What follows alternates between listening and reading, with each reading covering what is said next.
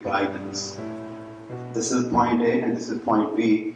You drive your car, or you walk, or you do whatever it takes to get there. And if you don't come back complaining to me. Because I don't want to take up, listen to sadness stories and the victim stories. I can't do it. Well, then who is going to do it for you? I can't do it either. Right? Isn't that beautiful? I absorb the responsibilities of your traumas. I can empathize with your trauma and guide you how to be able to overcome with that trauma, right? Because I just don't have in me to distribute myself into your life and take you to 20 different places. I just don't have it. So with that said, this conference is just to give you a summary of what I know in life and then let you find your way.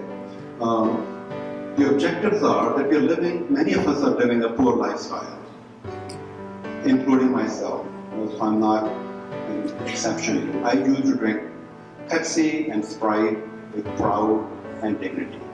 I learned that it was so very tasty that if you add a little lemon to it, it was absolutely remarkable.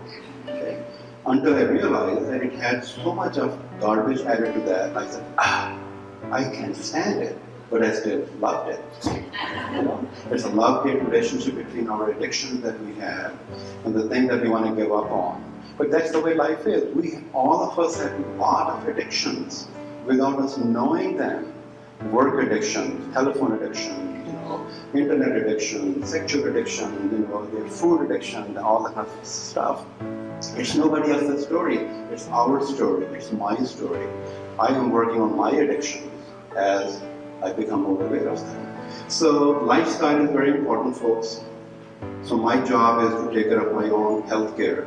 It's not my doctor's job. Practicing stress relief, learning skills to have a healthy lifestyle. So during this conference, we will just guide you through the processes. And the state of affairs is, and this is not my number, these are CDC. CDC is the body, which kind of tracks data that everybody buys into. There are enough prescription painkillers are prescribed in Judy-10 and Medicaid every American adult around the clock for a month. Okay. And we are doing it, the doctors are doing it. Doctors are prescribing these medicines.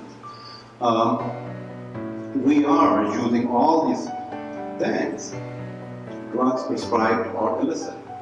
And it's affecting us. Do you think it goes anywhere? No, well, it goes down to the way we are changing our cells. It's changing, right? And we're making new cells. All this garbage gets incorporated into those cells. It doesn't go away. If you put in garbage someplace, it's there, and it starts stinking. Attention deficit disorder. Approximately 11% of children ages 4 to 17 years of age, there's 6.4 million have been diagnosed with this condition as of 2011. The manufacturer cannot make enough of the drugs. Sometimes people will come back, well, that is not available to us anymore. Can you give us a different prescription? They just cannot catch up with the demand. No. These are facts.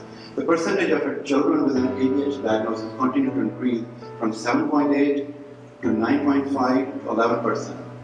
There is very interesting, the total cost of care in ADHD in the US is $31.6 billion. Of this total, the $1.6 billion was for the treatment of patients. Enormous amount of medicines used for treatment of a condition. I would think half of that or 2/3 of that does not even exist. We live in a way that our focus is so very poor because we're watching television, the gadgets and the thing, our focus is everywhere. The brain was never designed to watch a television. It was never biologically designed to watch a television or any screen for that matter. It was never designed for that. It was designed to watch a tree in its 3 dimension. Not to wear those goggles and watching a cinema and watching a 3D movie. That was never the design of the brain. So the brain cannot figure it out, all these things which are coming so very fast to it, what to do with that. So no wonder we have attention difficulties. Toxic environment. You think that the pollution that we're making just goes away? Who said that?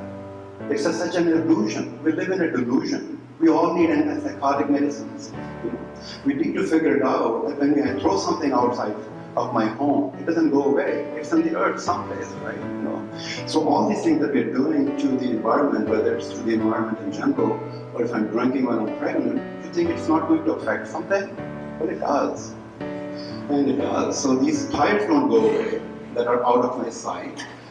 The guy who's throwing all these, pesticides and all that, you think it just goes away? Look at him, how he's trying to protect himself. But he wants to make sure that you eat it. It's very phenomenal.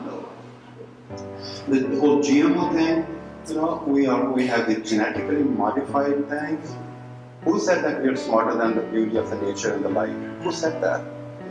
We actually are so very corrupt that we cannot even keep the trust that was given to us intact. We're so very corrupt.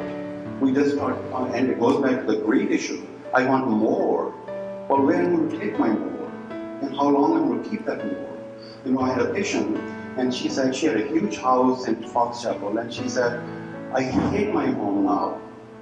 I want to get rid of all of this thing. I cannot stand this big home. At one time, they loved that building their home and decorating them from things from far and near, right? She couldn't stand that because her brain was unhappy and her life was very unhappy.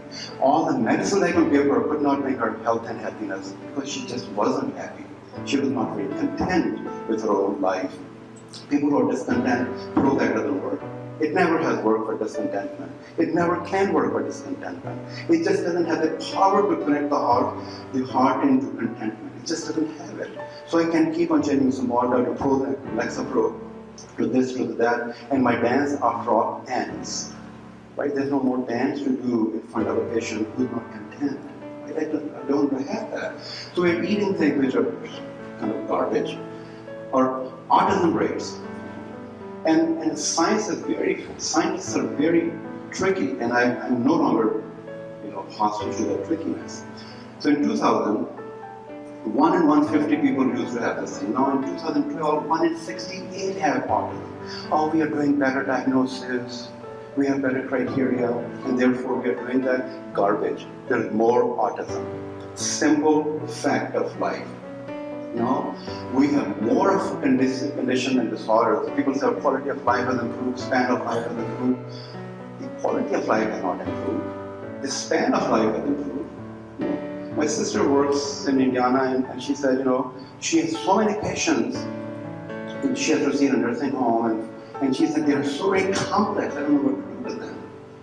I refuse to work in a nursing home. It's so depressing, right? Because we put our well-being after their quality of life is gone in a nursing home, and then we send them flowers.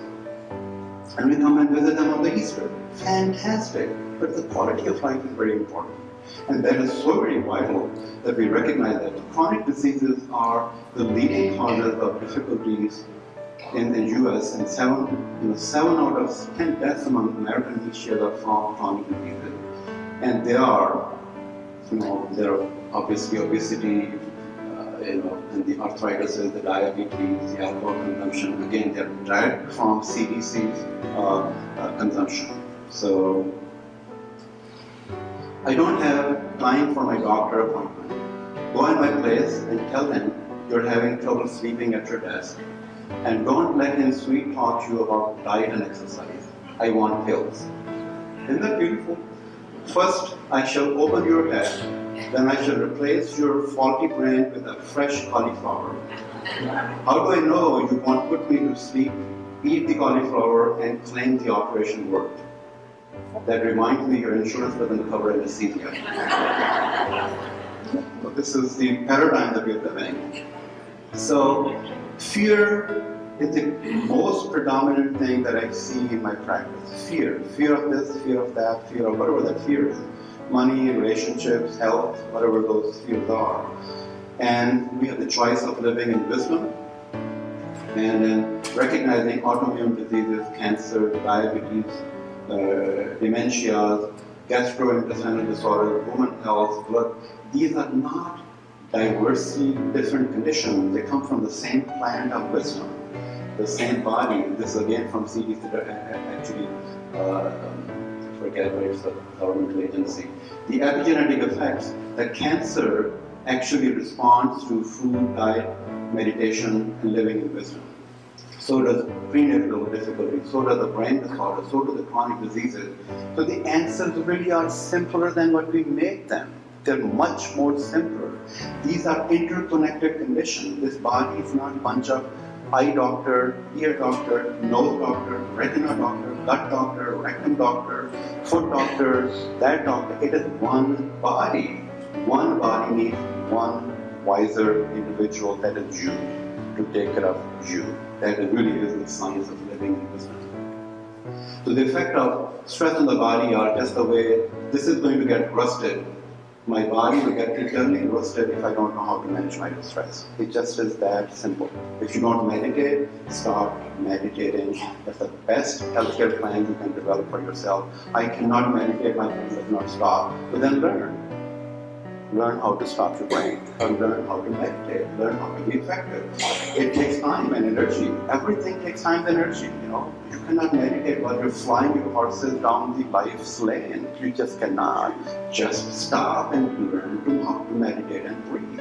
You know, just so you folks are taking the time to come here, there were lots of people who are running around the length of life and would never have the time until they're in an emergency room waiting for the doctor to see them. Sorry, that's fine with me. But meditation, you know, all of us should know how to do that. All of us need to know how to eat healthy. All of us need to